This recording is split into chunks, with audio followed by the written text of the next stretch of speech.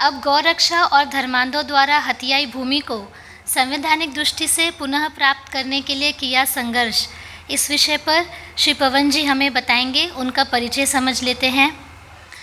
श्री पवन द्विवेदी जी जालौन उत्तर प्रदेश से हैं। वो उस क्षेत्र से आते हैं जहाँ पर धर्मांधों का जो आतंक है वो चरम सीमा पर है। तो ऐसी स्थिति में आपने और आपके साथ आपके 3 भाइयों ने चित्रकूट में देवी मंदाकिनी को साक्षी रखा और उनके सामने शपथ ली कि जीवन भर अविवाहित रहकर हम धर्म का कार्य करेंगे।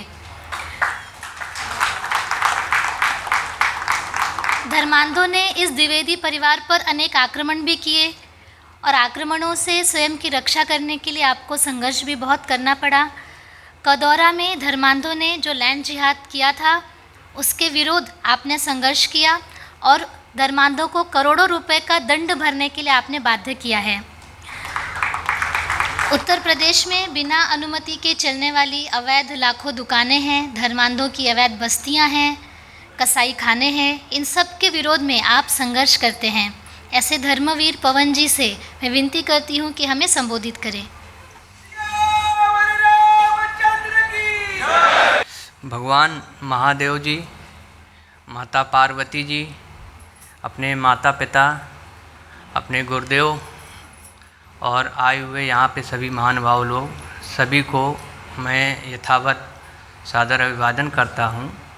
और अपनी किसी भी अभिव्यक्ति को शुरू करने से पहले आप लोगों से कहना चाहूँगा कि जहाँ पर भी मैं शब्द प्रयोग करूँगा वो भगवान श्री कृष्ण से जुड़ा होगा, भगवान राम से जुड़ा होगा, क्योंकि मेरी अपनी इतनी शक्ति नहीं है कि ये जो भी संभावित कार्य आप आज सुनेंगे तो वो मैं खुद कर सकूं। तो इसके लिए जो भी मैं शब्द का प्रयोग होगा वो भगवान को अर्पित है।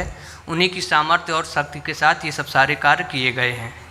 तो मेरा तो जो अपना निजी अनुभव रहा है उसमें ये रहा है कि हम लोग जो भी संकल्प लेते हैं उस संकल्प को सबसे पहले अपने परमात्मा, अपने इष्ट के सामने प्रकट कर कर अर्पण करना चाहिए और उनसे ये प्रार्थना करना चाहिए कि ये धर्म हित में, राष्ट्र हित में जो भी हम संकल्प ले रहे हैं उसे आप पूर्ण करें, जिससे हमारे संकल्प में सतत लगातार वो ऊर्जा बनी रहे। क्योंकि प्रायः हम लोग देखते हैं कि ये 7 दिवसीय जैसे आयोजन था और हम लोग यहाँ बहुत ऊर्जा से ओतपोत होकर जाते हैं, लेकिन जैसे ही जब हम लोग अपने अपने नित्य कर्मों से जुड़ जाते हैं, अपनी जीवन शैली से जुड़ जाते हैं, तो उस संकल्प की ऊर्जा कहीं ना कहीं क्षीण होना शुरू हो जाती है। और उसका कारण भी ये है कि तमाम तरह के नाना प्रकार के जो भी कार्य हैं उनसे हम लिप्त हो जाते हैं और तमाम तरह की हमारी गृह की जिम्मेदारियां होती हैं, हमारा जो पेशा है उनसे संबंधित, तो उसका क्षय होना स्वाभाविक है। नित्य वैज्ञानिक तौर पर देखा जाए तो हजारों संकल्प विचार हमारे मन में आते हैं, तो उस जो हमारा मूल संकल्प है उसकी न्यूनता होती चली जाती है, उसकी ऊर्जा का क्षय होता चला जाता है। फिर जब हम किसी ऐसे आयोजन पे जाते हैं तो फिर वो उसमें ऊर्जा से वो व्याप्त हो जाता है और फिर हमारे अंदर वही जोश आ जाता है कि हम इस कार्य में फिर लग जाएं। तो इसके लिए मैंने एक अपना स्वयं का प्रयोग किया कि जो भी हमारे संकल्प होते थे उसको हमने अपने किसी मोबाइल में, अपनी डायरी में, जो डेली रूटीन के हैं, अपने घर के मकान या अपने ड्राइंग रूम में, अपने बैठक में, वहाँ पर उसको किसी एक स्टिकर के माध्यम से इंडिकेट कर दिया कि जिससे उस पर हमारी लगातार नज़र बनी रहे। और जब नज़र बनती है, हमारे एक मन की एक विशेष खासियत ये है कि जब भी मन किसी विषय, वस्तु या व्यक्ति के बारे में सोचता है तुरंत उसका आकार ग्रहण कर लेता है। तो निरंतरता बनी रहे हमारे संकल्प में, इसलिए हमारा प्रयास रहना चाहिए कि हम जिस संकल्प को लें, कोई भी ले सकते हैं आप, जो भी आपको, क्योंकि बहुत बड़े बड़े अनुभवी व्यक्तियों के द्वारा ये यहाँ विचार प्रकट किए गए, अनुभव प्रकट किए गए।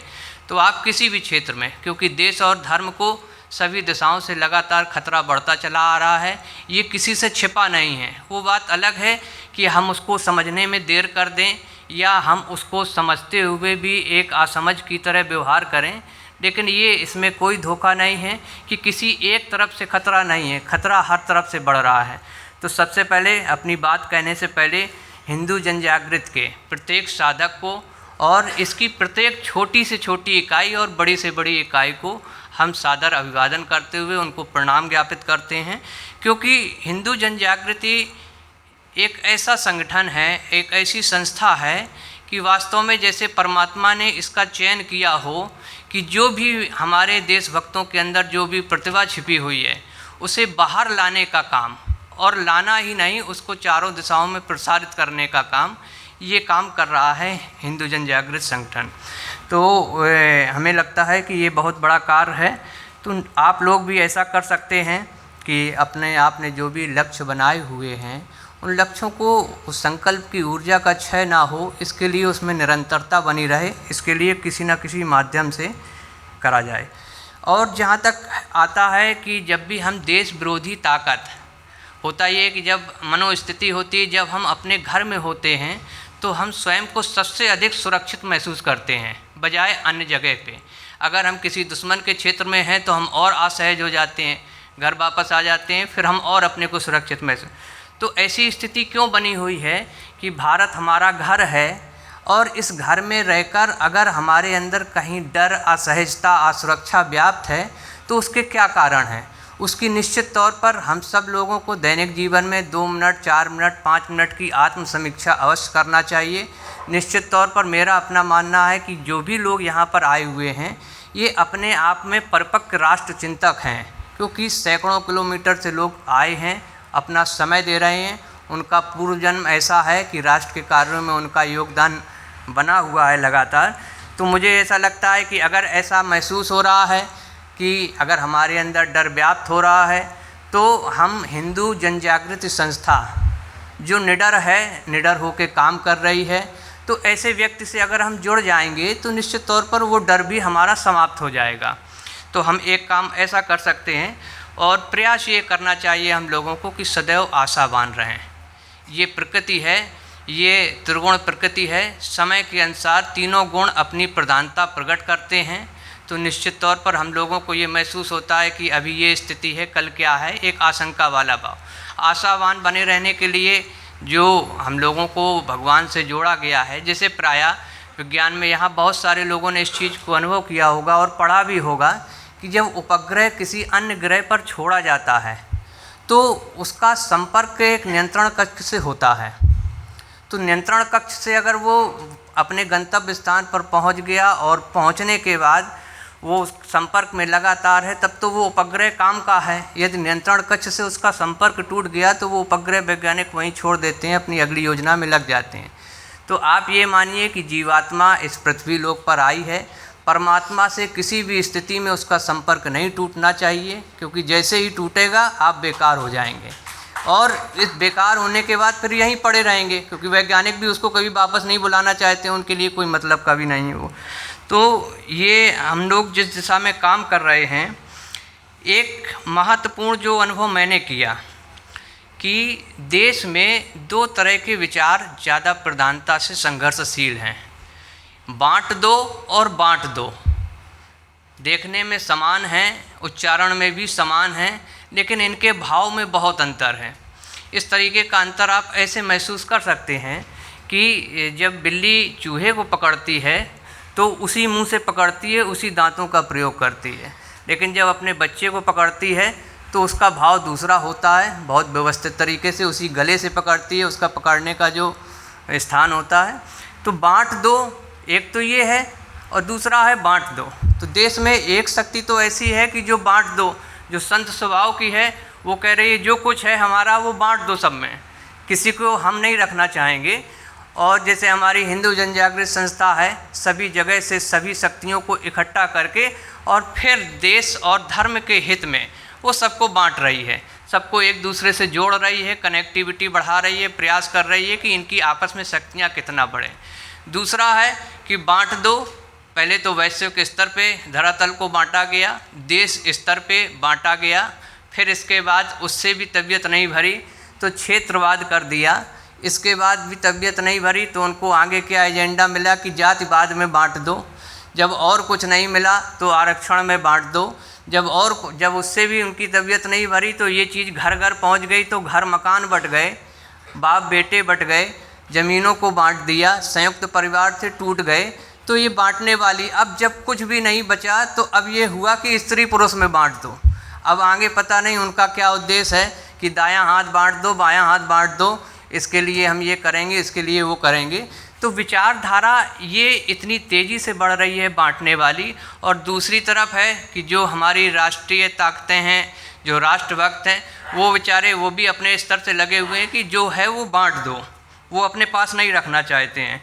और आज अधिवक्ता गणों का यहाँ पर आगमन हुआ है, तो विशेष तौर पर मैं ये कहना चाहूँगा, क्योंकि जो भी हम वहाँ अपने क्षेत्र में लड़ाई लड़ रहे हैं उसको कानूनी तरीके से, हमारा प्रयास ये रहता है कि जो भी है अपने, क्योंकि हम लोगों के यहाँ बड़ा इन सब चीज़ों का संख्या बल भी कम है, प्रयास भी कम है। मैं जहाँ से बिलोंग करता हूँ 80% वहाँ मुस्लिम कम्युनिटी रहती है। तो बिना किसी अपने व्यक्ति को नुकसान किए हुए अधिवक्ता गण जितना भी है, हम संवैधानिक तरीके से, ये बात है कि समय लगता है, संघर्ष भी होता है, व्यवस्थाएं भ्रष्ट हो चुकी हैं, करप्ट हो चुकी हैं, जंग लग चुका है सब जगह, लेकिन फिर भी अगर हमारे संकल्प में शक्ति है तो मेरा अपना अनुभव ये कहता है कि ईश्वर आपके हर समय आपके साथ खड़े हुए हैं। अगर वो एक ओर महादेव हैं तो दूसरी ओर आपकी रक्षा के लिए महाकाल भी हैं। वो एक तरफ अगर माता जी के रूप में भी हैं तो दूसरी तरफ महाकाली के रूप में भी हैं। तो हम लोग इससे डरे बिना एक संवैधानिक पक्ष और कानूनी तरीका अपना के इस कार्य को करें। अधिवक्ता गणों से हमारा विशेष निवेदन रहेगा, जो मेरा अनुभव है, हो सकता है कि मेरे स्तर पर, क्योंकि अनुभव और यथार्थ सत्य में बहुत फ़र्क होता है, तो मैं ये कहना चाहूँगा अधिवक्ता गणों से और उनसे निवेदन भी करूँगा कि आप अपने स्तर पर आप इस चीज़ का चयन कीजिए, आप अपनी सामर्थ्य के अनुसार इस चीज़ को तय कीजिए। एक सप्ताह में, एक महीने में, जैसी भी आपकी क्षमता हो, तो ऐसे लोगों को ज़रूर पकड़िए, क्योंकि बहुत सारी स्थिति है कि लोग न्यायपालिका के चक्कर और खर्च, इन दोनों से काफ़ी परेशान रहते हैं। तो उनको इस चीज़ की कमी ना हो कि भाई मेरे पास धन नहीं है तो मैं ऐसा कार्य करने में सक्षम नहीं हो पा रहा हूँ, मैं अगर जा नहीं पा रहा हूँ। आजकल तकनीक का युग है, उस माध्यम से भी मदद करें। और अधिवक्ता आज की बहुत बड़ी ताकत है। यदि अधिवक्ता बंधु से आएंगे तो इस देश में बहुत बड़ा परिवर्तन आएगा, लेकिन उसके लिए आप जैसे जो देशनिष्ठ और धर्मनिष्ठ लोग हैं, उन्हीं लोगों की आवश्यकता है। तो और आरटीआई के भी जो यहाँ कार्यकर्ता बैठे हों, उनकी एक जानकारी के लिए मैं एक बात और कहना चाहता हूँ कि आरटीआई जब आप सूचना का अधिकार का उपयोग करते हैं तो निश्चित तौर पर आप लोगों को कई बार ऐसा कठिनाई होती है कि आप 6(1) के तहत जब प्रथम आप आवेदन करते हैं उसको टाल दिया जाता है, इसके बाद आप फर्स्ट अपील पे जाते हैं, उसको टाल दिया जाता है, फिर आप राज्य सूचना आयोग पे जाते हैं, तो वो भी वहाँ पे ये 2-3 चक्कर लगा के फिर इसके बाद कुछ मिलता है, कुछ नहीं मिलता है। और पब्लिक के पास, जन सामान्य के पास एकमात्र साधन आरटीआई है, या ऑफलाइन अगर उसकी अच्छी कनेक्टिविटी है तो कुछ प्राप्त कर सकता है। तो उसके लिए एक तो सभी जगह, सभी स्टेटों में ऑनलाइन हो गया है, आप 10 रुपये का पे करके कितनी भी बड़ी PDF फॉर्मेट में फ़ाइल ले सकते हैं। दूसरा, आप एक ये भी अपना सकते हैं कि राज्य सूचना आयोग तक सीधे आप प्रथम 6(1) के बाद जो आपका प्रथम आवेदन होता है उसके बाद शिकायत के तौर पे जा सकते हैं। महत्वपूर्ण बात मैं आपको ये बताना चाहता हूँ कि अब इस पे आरटीआई एक्टिविस्ट क्रिमिनल केस भी दर्ज करा सकते हैं।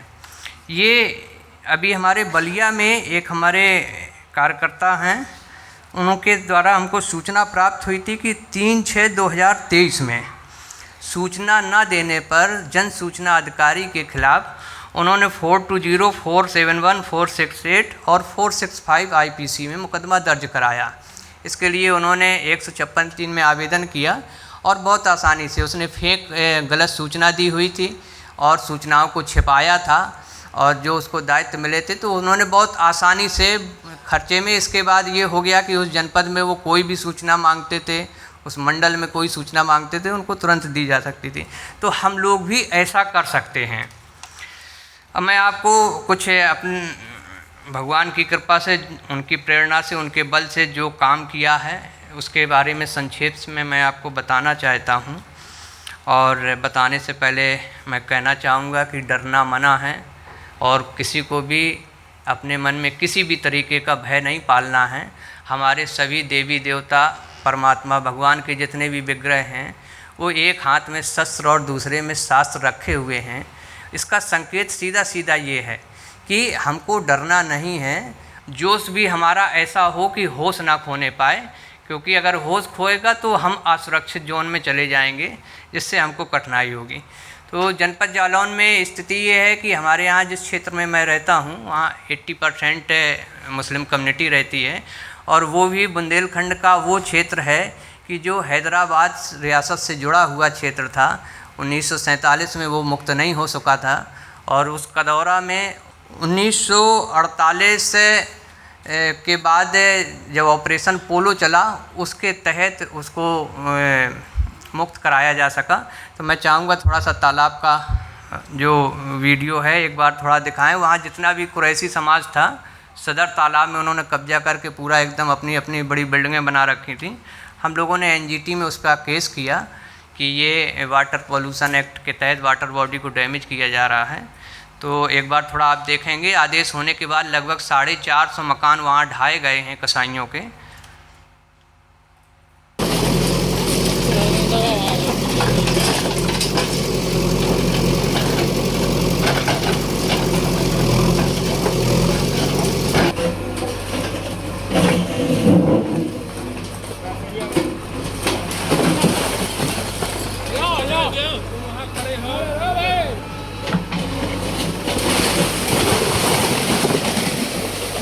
और साथ में एनजीटी ने 1,82,00,000 रुपए का पेनाल्टी भी किया हुआ था। जो हमारा चेयरमैन था वो भी कुरैशी समाज से ही था। ये वहाँ का सबसे बड़ा कसाई था जो गौमांस का विक्रय करता था। गाय माता को हमारी काट के इसी तालाब में कर देता था, उनका जो मांस वगैरह होता था उसका विक्रय किया करता था। इसी कालखंड में हमारे जनपद जालौन में एक 2011 बैच का मन्नार अख्तर नाम का जिला अधिकारी आता है। असम का रहने वाला था, तो निश्चित तौर पर उसके डीएनए में जिहादी गतिविधियां भरी हुई थी, जो लगातार हम लोगों की हत्या का भी प्रयास कराता रहा। प्रशासनिक दबाव, कार्यालय की शक्तियों का दुरुपयोग, तमाम तरह की अनियमितताएं देख, जबकि किसी भी सरकारी व्यक्ति को वो उसके कंडक्ट रूल के खिलाफ है ये बात, लेकिन फिर भी वो सैकड़ों की जमा भीड़ इकट्ठा करके और इस तरीके से कार्य करता था। इसके बाद जब बड़ी संख्या में मकान वहाँ पर गिराए गए और गिराने के बाद इनको भी बड़ा झल्लाट लगी कि ये हमारे रहते हुए और हमारा जो कम्युनिटी है वो इतनी दुखी हो रही है, तो इन्होंने विभिन्न तरह के हथकंडे अपनाए, तमाम तरह का प्रलोभन भी दिया। फिर इस प्रलोभन से काम नहीं बना तो तमाम तरीके का दबाव बनाया, प्रशासनिक दबाव बनाया, लेकिन महादेव जी की कृपा से सारी कुछ चीज़ें ठीक हैं। कदौरा की क्या वास्तविक स्थिति थी, मैं आपको एक छोटे से वीडियो के माध्यम से बताना चाहता हूँ कि वहाँ पे किस तरीके से मंदिरों के अंदर मज़ारें बना के कब्जा कर लेना, ये सारी चीज़ें पुजारी जी की वाइट है। हाँ बाबा जी, आपकी क्या समस्या है यहाँ पे? भैया हमारी समस्या ये है कि यहाँ पे मुसलमान तो बहुत ही परेशान किए हैं। यहाँ मुझे जान माल का खतरा है, मैं जान से मारा जा सकता हूँ। काफ़ी हिंदू कदौरा छोड़ करके भाग गए हैं, क्योंकि यहाँ आतंकवाद बिल्कुल पाकिस्तान बन गया है। प्रभु हो सकता मेरे मंदिर के अगल बगल सामने इधर रोड किनारे को सब जबरदस्ती कब्जा जमा लिया है। 8 मर्डर किए हुए हैं और ये कतली लोग कोई बोलता रहा। जब से तुम्हारे ये मुसलमान चेयरमैन हुए जमीर आलम, जब से चेयरमैन हुए तब से और ही दिमाग खराब है। रोज पे रोज मुझे परेशान कर रहे हैं। हो सकता है किसी दिन मेरी तो हत्या होने वाली है। यहाँ मंदिर के पूरब साइड को इधर कब्जा सब जबरदस्ती कर रहे हैं। कहाँ पे है कब्जा वो? ये सब चांदी आनी लगाए हुए हैं, इधर दीवारें उठा रखी हैं जबरदस्ती। बताइए सरकार, मैं अकेले क्या करूँगा?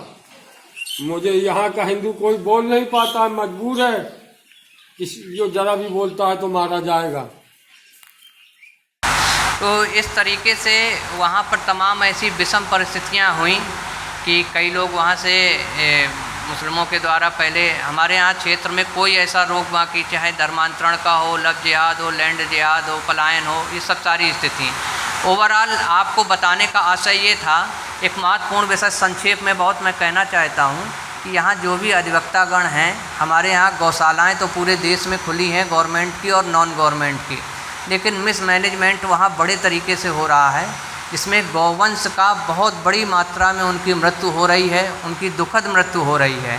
मैं आप लोगों के माध्यम से कि मैंने भी एक पिटीशन किया हुआ था एनजीटी में, तो उसको लेकर हमारे यहाँ 400 गौशालाएँ हैं जो सरकारी हैं, और उसको लेकर इतनी ज़्यादा बड़ी संख्या में प्रतिवर्ष वहाँ कम से कम 40,000 25,000 से लेकर 40,000 तक गौवंशों की मृत्यु मिसमैनेजमेंट से होती है।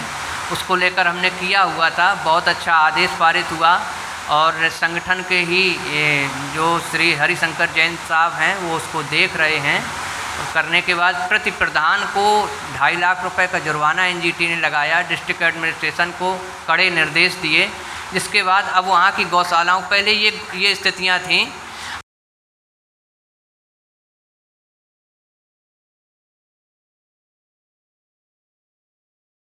अब इसके बाद फिर बहुत वहाँ सुधार हुआ है।